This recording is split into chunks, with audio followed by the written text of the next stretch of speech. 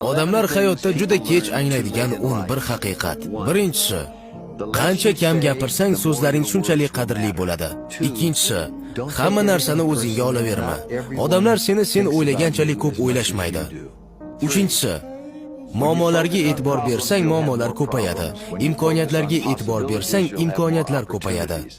To'rtinchisi, hozir qanchalik qiyin bo'lmasin, bir kun ortga qarab, aynan shu sinovlar hayotingni yaxshiroq tomonga o'zgartirganligini tushunasan. Beshinchisi, hayotingga kirgan har bir insonning sababi bor. Yo ular seni hayotingni o'zgartiradi yoki sen ularni hayotini. Oltinchisi, hech qachon yangi narsani sinab ko'rishdan qo'rqma.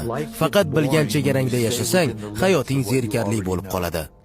Yettinchisi, bir lahzaning qadrini u xotiraga aylangandan keyingina chinakamiga tushunib yetasan. 8-si, minnatdor bo'ladigan narsalarga e'tibor berishni boshlasang, yetishmayotgan narsani kamroq o'ylaysan. 9-si, agar o'zingni boshqara olmasang, kelajagingni ham boshqara olmaysan. 10-si, hayot oynaga o'xshaydi.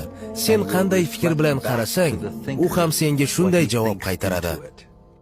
11-si, har tong yuzlashing kerak bo'lgan yagona inson bu o'zing. Yengilmas bo'l.